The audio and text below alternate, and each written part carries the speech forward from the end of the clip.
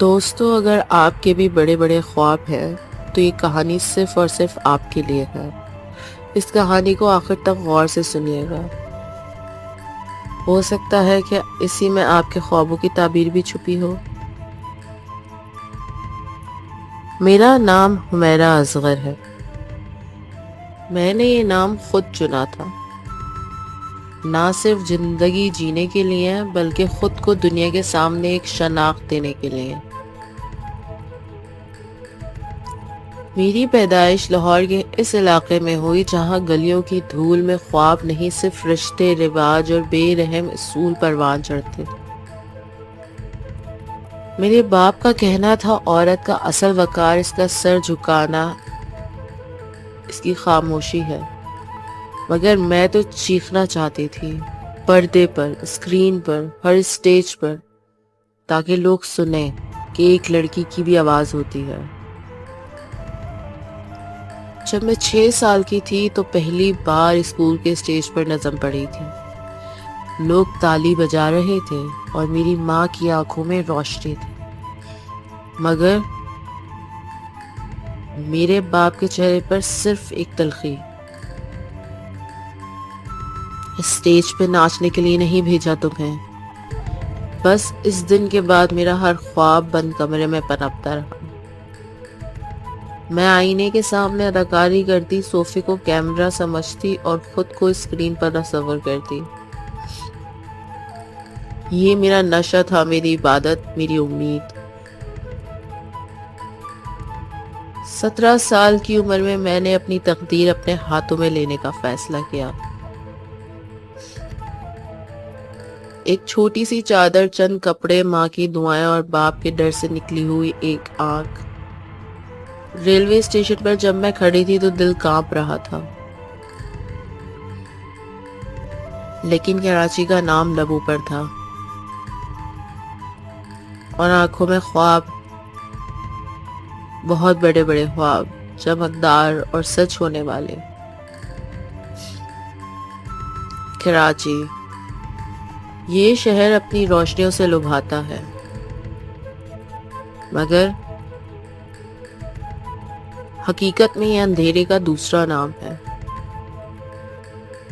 میں نے کراچی کے ایک پوش علاقے میں ایک چھوٹا سا فلیٹ کرائے پر لیا۔ نہ فرنیچر تھا، نہ فرش پہ کچھ، بس ایک چٹائی، ایک جگہ پاری اور دل میں امیدوں کی آگ۔ روزانہ صبح آڈیشنز کے لیے نکلتی، ٹیلنٹ ہنٹ آفیسز میں جاتی اور شام کو خالی جیب کے ساتھ واپس آتی۔ کسی کا کہنا تھا چہرہ اچھا ہے مگر ایکسپریشن کمزور ہے، تو کوئی ہنستے ہوئے کہتا، کیا تم نے سوچا ہے اس فیلڈ میں عزت بچا کے کیسے رہو گی؟ اسی طرح کام ڈھونڈتے ڈھونڈتے میری ملاقات نیہا سے ہوئی، وہی لڑکی جو بعد میں میرے خوابوں کا زہر بن گئی۔ وہ بظاہر بہت اسٹائلش، بولڈ اور کنیکٹڈ تھی۔ اس نے مجھے اپنے فیشن شو میں بطور بیک اپ ماڈل بلایا۔ ابتدا میں سب کچھ فیئر لگا، پر وہ مجھے پارٹیوں میں لے جانے لگی۔ اس کی باتوں میں کشش تھی، بس تم تھوڑا چل ہونا سیکھو، یہ میڈیا لائن ہے بی بی۔ میں ہنستی، ہچکچاتی مگر ساتھ چل پڑتی۔ ایک دن ایک بڑے پروڈکشن ہاؤس کی پارٹی میں نیہا نے مجھے ایک جام دیا۔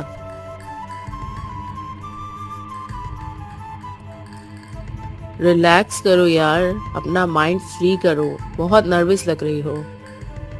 میں نے تھوڑی دیر انکار کیا، پھر سوچا شاید یہی وہ کی ہے جو دروازہ کھول لے گی۔ بس وہ لمحہ میری زندگی کا رخ بدل گیا۔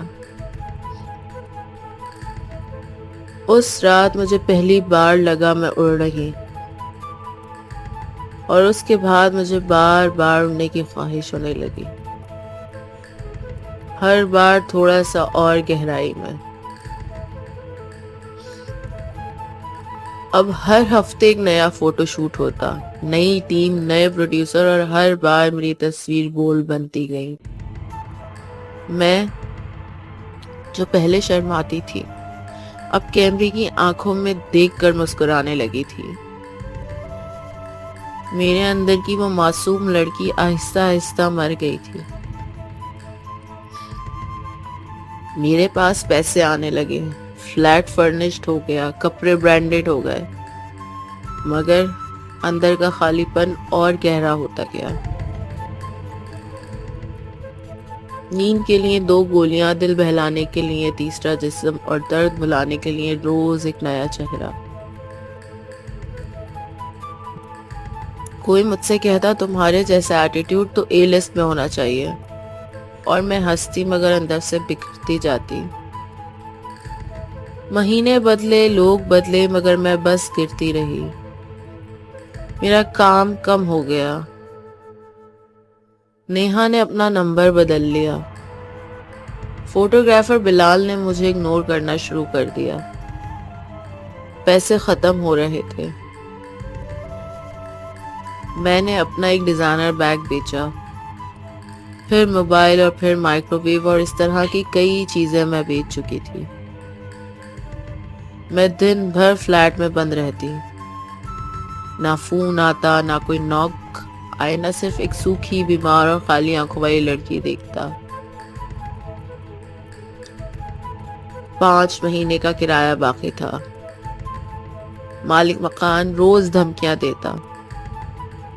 میرے پاس نہ اداکاری بچی تھی، نہ دوست، نہ طاقت۔ میں چپ تھی، بس خاموش۔ میرے کمرے میں صرف 2 چیزیں تھیں، ایک ادھورا خواب اور ایک پورا زہر، جو نشے کی شکل میں روز میرے جسم میں داخل ہوتا۔ اس رات بہت ٹھنڈ تھی، میں کانپ رہی تھی۔ میں نے خود سے کہا آخری بار، بس آج۔ میں نے بہت زیادہ مقدار لے لی، شاید جان بوجھ کر۔ میری آخری سانسیں چل رہی تھی۔ آنکھوں کے سامنے ماں کا چہرہ آیا، باپ کی آواز گونجی، میری بیٹی کبھی ایسا نہ کرے گی۔ مگر میں کر چکی تھی۔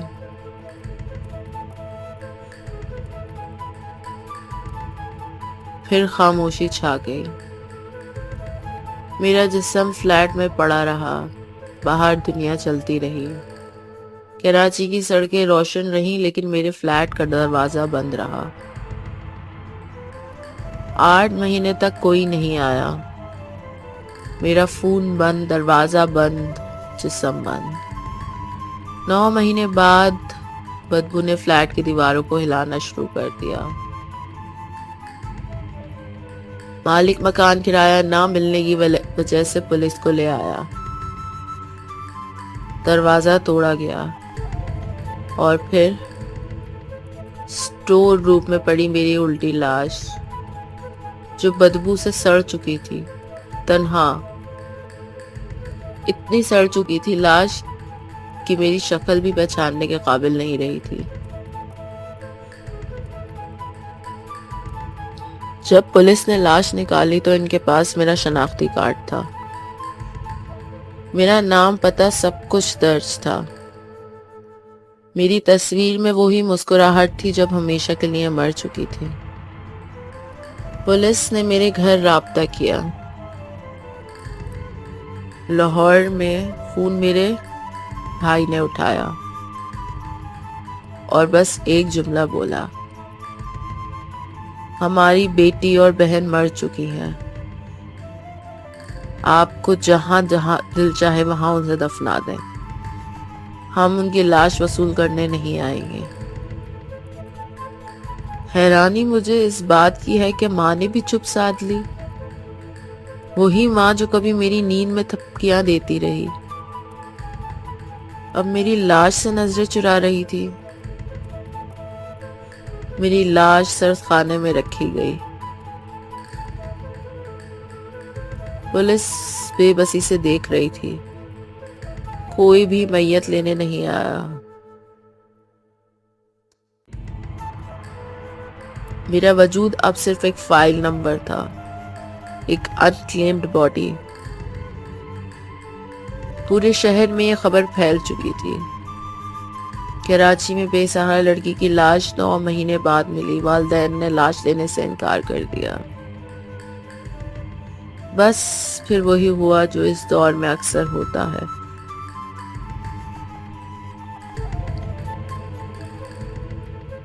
لوگ ویڈیوز بنا رہے تھے، ٹک ٹاک پر میری تصویریں لگ رہی تھی، فیس بک پر میری کہانی لکھ کر وائرل کی جا رہی تھی۔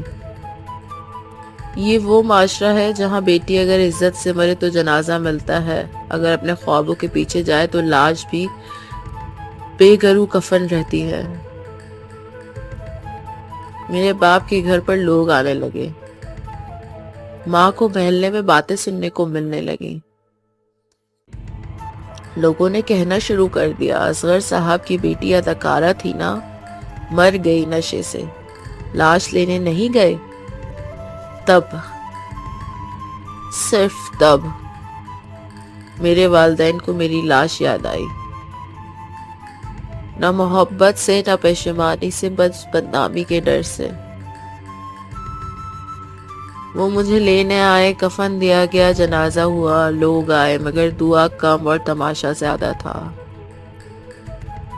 آج بھی میری قبر پر خطبہ نہیں، صرف مٹی ہے، کیونکہ میرا نام آج بھی میرے خاندان کے لیے شرم کا باعث ہے۔ اور میں بس اتنا کہتی ہوں، میں مر گئی، لیکن میرے سوال آج بھی زندہ ہیں۔ کیا خواب دیکھنا گناہ تھا، یا لڑکی ہونا میری سب سے بڑی سزا تھی؟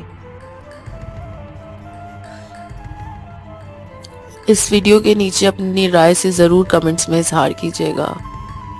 اگر آپ کو میری ویڈیوز، اگر میری کہانیاں اچھی لگی ہوں تو میرے چینل کو لائک اور سبسکرائب ضرور کیجیے گا۔ شکریہ۔